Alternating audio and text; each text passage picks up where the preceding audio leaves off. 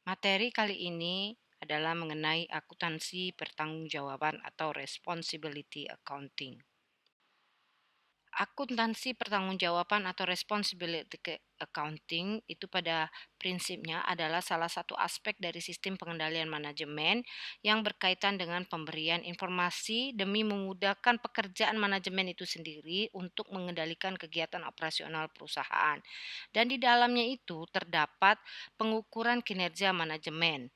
Hal yang diukur itu adalah ada kaitannya dengan output pusat pertanggungjawaban dengan tujuan dan target yang sudah ditetapkan oleh perusahaan. Jadi akuntansi pertanggungjawaban atau responsibility accounting itu merupakan sistem akuntansi yang disusun berdasarkan struktur organisasi yang secara tegas itu memisahkan tugas, wewenang, dan tanggung jawab dari masing-masing level manajemen di dalam perusahaan. Jadi akuntansi pertanggungjawaban ini sendiri dimaksudkan untuk mendorong para individu yang ada di dalam perusahaan, terutama para manajer untuk berperan aktif dalam mencapai tujuan perusahaan secara efektif dan efisien. Jadi penyusunan dalam anggaran dalam akuntansi pertanggungjawaban adalah berdasarkan pusat-pusat pertanggungjawaban itu sendiri. Nah, laporannya di dalam laporan pertanggungjawaban itu dapat diketahui perbandingan antara realisasi dan anggaran. Jadi dapat terlihat yang namanya penyimpangan-penyimpangan yang terjadi di dalam perusahaan itu sendiri dapat dianalisis dan kemudian dapat dicari penyelesaiannya oleh manajer pusat pertanggungjawaban itu sendiri. Jadi akuntansi pertanggungjawaban itu harus melaporkan hasil evaluasi dan penilaian kinerja, di mana laporan tersebut sangat berguna bagi pimpinan dalam menyusun rencana kerja untuk periode yang akan datang. Baiklah, sekarang jenis-jenis pusat pertanggungjawaban. Nah, di sini penentuan daerah pertanggungjawaban dan manajer yang bertanggung jawab itu dilaksanakan dengan menetapkan pusat-pusat pertanggungjawaban dan tolak ukur kinerjanya terlebih dahulu. Kemudian, suatu pusat pertanggungjawaban dapat dipandang sebagai suatu sistem yang mengolah masukan menjadi keluaran. Jadi, input menjadi outcome. Nah, masukan suatu pertanggungjawaban ini, pusat pertanggungjawaban ini dinyatakan dalam satuan uang yang disebut dengan pendapatan. Jadi, hubungan antara masukan dan keluaran suatu pusat pertanggungjawaban itu harus mempunyai karakteristik tertentu dan hampir semua masukan dari suatu pusat pertanggungjawaban dapat diukur secara kuantitatif. Namun, terus terang saja, tidak semua keluaran dari pusat pertanggungjawaban ini dapat diukur secara kuantitatif, ada juga yang dapat mengukurnya secara kualitatif. Oke, sekarang jenis-jenis pertanggungjawaban. Jadi, ada 4 jenis pusat pertanggungjawaban yang digolongkan berdasarkan sifat input dan atau juga output moneternya yang diukur untuk tujuan pengendalian. Yang pertama dari jenis pusat pertanggungjawaban ini adalah pusat pendapatan. Nah, di pusat pendapatan ini output itu sendiri yaitu pendapatan diukur secara moneter. Akan tetapi sebetulnya tidak ada upaya formal yang dilakukan untuk mengaitkan antara input itu sendiri yaitu beban atau biaya yang dikeluarkan dengan output atau pendapatan itu. Nah, jadi pada umumnya pusat pendapatan ini merupakan unit penjualan atau pemasaran yang sebetulnya tidak memiliki wewenang untuk menentukan harga jual dan tidak juga bertanggung jawab atas harga pokok penjualan dari barang-barang atau jasa yang perusahaan pasarkan. Jadi, penjualan atau pesanan aktual itu sendiri diukur berdasarkan anggaran dan kuota dan manajer yang dianggap bertanggung jawab atas biaya ini secara langsung ada di dalam unit tersebut dan ukuran yang paling utamanya atau output yang paling utamanya itu adalah pendapatan. Jenis pusat pertanggungjawaban yang kedua adalah pusat biaya. Nah, pusat biaya ini sendiri adalah pusat pertanggungjawaban yang inputnya itu diukur secara moneter, tetapi outputnya itu sebetulnya tidak dapat diukur secara moneter. Kenapa? Karena pusat biaya atau cost center ini sendiri, manajer departemen atau divisi itu diserahi tanggung jawab untuk mengendalikan biaya tersebut yang dikeluarkan oleh perusahaan dan mempunyai otoritas untuk mengambil keputusan yang mempengaruhi biaya tersebut. Nah, jadi pusat biaya ini sendiri merupakan jenis pusat pertanggungjawaban yang dalam artian luas di mana manajer itu mempunyai tanggung jawab dan otoritas atas biaya itu untuk dapat diidentifikasi dengan cepat pada perusahaan. Nah, besar kecilnya pusat pertanggungjawaban ini tergantung pada aktivitas-aktivitas. Jadi manajer pusat biaya ini sendiri harus memastikan dengan jelas tugas-tugas yang diembannya dan harus dituntaskan dalam batasan yang diperkenankan oleh anggaran atau biaya standar. Nah, manajer pada pusat biaya ini memakai biaya standar dan anggaran yang fleksibel sehingga dapat mengendalikan yang namanya biaya. Apabila selisih dari biaya itu bersifat signifikan, maka manajer dapat menginvestigasi aktivitas-aktivitas di pusat biaya untuk menentukan apakah biaya itu di luar kendali atau tidak. Sedangkan standar biaya itu sendiri memang harus direvisi. Jadi manajer pada pusat biaya ini tidak dapat membuat keputusan yang menyangkut penjualan atau jumlah aset tetap yang harus diinvestasikan oleh perusahaan.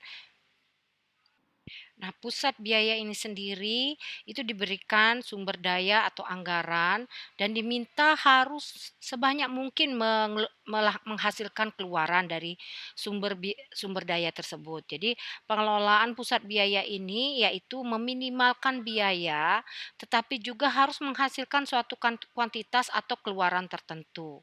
Nah, mutu produk yang diproduksi dalam pusat-pusat biaya ini memang harus dipantau. Jadi, sebetulnya ada dua jenis umum dari pusat biaya. Yang pertama itu adalah pusat biaya teknik, di mana pusat biaya teknik ini sendiri memiliki ciri-ciri. Yang pertama inputnya itu harus dapat diukur secara moneter dan inputnya juga harus dapat diukur secara fisik. Terus jumlah dolar atau rupiahnya optimum dan input yang dibutuhkan juga untuk menghasilkan satu unit output yang telah ditentukan. Nah, jenis kedua dari pusat biaya itu sendiri adalah pusat biaya kebijakan. Nah, di pusat biaya kebijakan ini sendiri sebetulnya meliputi unit-unit administratif dan pendukung seperti misalnya akuntansi, hukum, hubungan industrial, hubungan masyarakat, dan sumber daya manusia, operasi litbang, dan hampir semua aktivitas-aktivitas yang berkaitan dengan pemasaran. Jadi, output dari pusat biaya pada pusat biaya kebijakan ini tidak bisa diukur secara moneter. Jenis pusat pertanggungjawaban yang ketiga itu adalah pusat laba. Nah, di sini kinerja finansial suatu pusat pertanggungjawaban itu sebetulnya diukur dalam ruang lingkup yang namanya laba. Laba itu sendiri adalah selisih antara pendapatan biaya. Maka pusat laba itu adalah sebetulnya disebut juga dengan profit center. Nah, laba ini sebetulnya adalah ukuran kinerja yang berguna memungkinkan yang namanya manajer-manajer senior atau manajer-manajer top level management dapat sebagai suatu indikator yang komprehensif jika membandingkan beberapa indikator lainnya, misalkan ekonomi, lokasi, inflasi dan lain-lain. Nah, manajer pusat laba ini sendiri kinerjanya itu diukur dari selisih pendapatan dan biaya yang dikeluarkan oleh perusahaan untuk memperoleh pendapatan tersebut. Jadi, pusat laba ini sendiri masukan dan keluarannya diukur dalam satuan rupiah untuk menghitung laba yang dipakai sebagai ukuran kinerja manajer tersebut. Jadi, suatu pusat laba, jika manajer puncak menghendaki untuk mengukur keluaran pusat pertanggungjawaban, maka manajer pusat pertanggungjawaban pusat laba ini sendiri, kinerjanya memang harus diukur berdasarkan selisih antara pendapatan dan biaya yang dikeluarkan oleh perusahaan. Baiklah, jenis pusat pertanggungjawaban berikutnya adalah pusat investasi. Nah, di pusat investasi ini yang dilihat itu adalah laba yang dibandingkan dengan aktiva yang digunakan untuk menghasilkan laba tersebut. Jadi, pada pusat pertanggungjawaban investasi ini disebut sebagai dengan ukuran prestasi manajer pusat investasi yang diukur dapat berupa rasio antara laba dengan investasi yang digunakan selama memperoleh laba tersebut. Selanjutnya adalah syarat menerapkan akuntansi pertanggungjawaban. Yang pertama, dilihat dari struktur organisasi. Jadi dalam akuntansi pertanggungjawaban itu sendiri, struktur organisasi harus menggambarkan yang namanya aliran tanggung jawab, wewenang, dan posisi yang jelas dalam setiap unit kerja dari setiap level manajemen yang ada di dalam perusahaan. Nah, struktur organisasi ini sendiri harus menggambarkan yang namanya pembagian tugas dengan jelas pula. Karena di dalam struktur organisasi ini, terdapat yang namanya wewenang dan tanggung jawab tiap pimpinan. Sehingga yang namanya wewenang itu harus mengalir dari tingkat manajemen yang paling atas sampai ke tingkat manajemen yang paling bawah. Selanjutnya adalah anggaran. Dalam akuntansi pertanggungjawaban, setiap pusat pertanggungjawaban itu harus menyusun yang namanya anggaran. Karena yang namanya anggaran ini sendiri itu adalah cerminan atau gambaran dari rencana kerja dari setiap manajer yang ada di dalam perusahaan. Nah, anggaran ini sendiri akan dilaksanakan sebagai dasar dalam penilaian kerja dari para manajer yang mana setiap manajer di dalam perusahaan harus ikut serta dalam penyusunan anggaran tersebut. Syarat menerapkan akuntansi pertanggungjawaban selanjutnya adalah penggolongan biaya. Karena tidak semua biaya yang terjadi oleh perusahaan itu dapat dikendalikan oleh manajer perusahaan. Maka biaya-biaya yang dapat dikendalikan oleh perusahaan atau oleh manajer itu harus dipertanggungjawabkan oleh manajer tersebut. Nah, pemisahan biaya ini ke dalam biaya terkendali dan biaya tidak terkendali perlu dilakukan dalam akuntansi pertanggungjawaban. Jadi apa itu biaya terkendali, apa itu biaya tidak terkendali. Biaya terkendali itu sendiri adalah biaya yang secara langsung dipengaruhi oleh manajer dalam jangka waktu tertentu. Sedangkan biaya yang tidak terkendali adalah biaya yang tidak memerlukan keputusan dan pertimbangan manajer karena tidak dapat mempengaruhi biaya atau biaya ini terkadang diabaikan oleh manajer.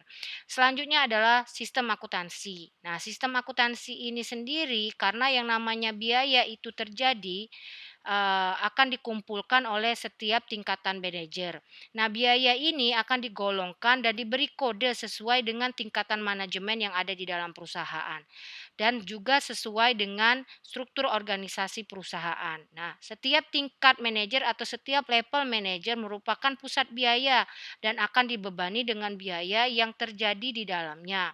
Yang dipisahkan antara biaya terkendali dan biaya tidak terkendali. Nah, kode ini sendiri, kode yang dibuat itu sendiri adalah kode perkiraan yang diperlukan untuk mengklasifikasikan perkiraan-perkiraan baik itu dalam neraca maupun itu laporan rugi laba.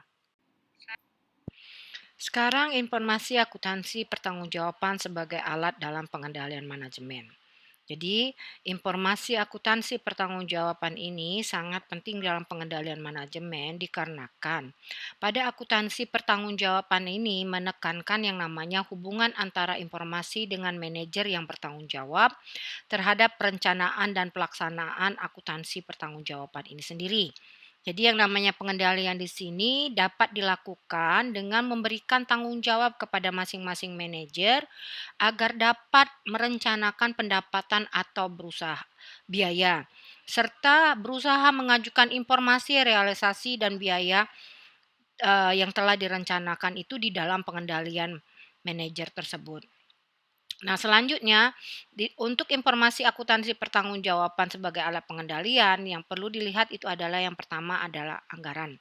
Anggaran ini sendiri adalah suatu rencana yang dinyatakan secara kuantitatif yang biasanya dalam satuan uang yang berjangka waktu tertentu biasanya dalam 1 tahun. Penyusunan anggaran pada dasarnya itu sebenarnya merupakan proses penetapan peran dari tiap manajer yang ada di dalam perusahaan dalam melaksanakan program-program yang telah ditetapkan oleh top level manajemen. Jadi, dalam proses penyusunan anggaran ini ditetapkan siapa sih yang bertanggung jawab untuk melaksanakan sebagian kegiatan untuk mencapai tujuan perusahaan tersebut. Serta di dalam anggaran ini juga harus ditetapkan dana sumber ekonomi yang disediakan oleh pemegang tanggung jawab tersebut untuk memungkinkan melaksanakan tanggung jawabnya. Nah, sumber ekonomi yang disediakan ini sendiri akan memungkinkan yang namanya manajer bertanggung jawab dalam upaya pencapaian tujuan perusahaan yang diukur juga dalam satuan moneter standar yang berupa informasi akuntansi. Nah, jadi penyusunan anggaran ini dilakukan jika tersedia informasi akuntansi pertanggungjawaban yang mengukur berbagai sumber-sumber ekonomi yang dimiliki oleh perusahaan yang disediakan oleh tiap-tiap manajer yang bertanggung jawab dalam usaha mencapai yang namanya tujuan yang telah ditetapkan dalam tahun anggaran tersebut. Selanjutnya adalah informasi akuntansi pertanggungjawaban sebagai alat ukur manajer. Jadi informasi akuntansi itu sendiri adalah salah satu informasi yang penting bagi perusahaan. Namun informasi akuntansi bukanlah satu-satunya informasi formal yang dapat digunakan oleh perusahaan. Jadi selain informasi akuntansi ada juga yang namanya informasi manajemen. Nah, tujuan dari informasi manajemen itu sendiri adalah menyajikan kepada manajer berbagai informasi yang berguna dalam pengambilan keputusan. Sedangkan informasi akuntansi sangat berguna baik pihak internal organisasi perusahaan maupun pihak eksternal perusahaan. Pihak internal perusahaan ini sendiri menganggap informasi akuntansi sangat diperlukan untuk mengetahui hasil kerja dari para manajer. Jadi hasil kerja tersebut dapat berupa laporan keuangan. Nah, sistem pelaporan pertanggungjawaban yang menyajikan informasi untuk pengendalian manajemen pada hakikatnya itu dikenal dengan yang namanya sistem akuntansi pertanggungjawaban yang di mana isinya adalah seperangkat laporan di dalam suatu perusahaan. Selanjutnya adalah pengukuran manajer pusat pertanggungjawaban. Jadi pengukuran kinerja manajer pusat pertanggungjawaban ini disebut juga dengan prestasi kerja atau yang biasa disebut juga dengan yang namanya kinerja. Nah, prestasi kerja atau kinerja ini adalah kontribusi yang diberikan oleh suatu bagian pencapaian tujuan perusahaan yang diukur atas kontribusinya yang diberikan oleh suatu bagian terhadap pencapaian tujuan perusahaan tersebut. Nah, dalam mengevaluasi pengukuran kinerja manajer pusat pertanggungjawaban, sebetulnya ada tiga kriteria yang harus digunakan. Yang pertama itu adalah efisiensi, efektivitas, dan ekonomis. Nah, efisiensi itu adalah perbandingan antara output yang dihasilkan dan besarnya input yang digunakan. Sedangkan yang namanya efektivitas itu adalah hubungan antara output suatu pusat pertanggungjawaban yang sasarannya memang harus mesti dicapai. Sedangkan efektivitas itu sendiri selalu berhubungan dengan tujuan organisasi sehingga efisiensi tidak akan ekonomis bila penggunaan dana itu tidak maksimal. Sekarang adalah metode pengukuran kinerja pada akuntansi pertanggungjawaban. Jadi di sini ada beberapa metode dalam mengukur kinerja pada akuntansi pertanggungjawaban. Yang pertama itu dengan melihat yang namanya analisa rasio. Yang kedua itu adalah anggaran itu sendiri. Yang ketiga melalui balance scorecard. Yang keempat melalui economic value added atau EVA. Dan terakhir itu adalah dengan menggunakan benchmarking.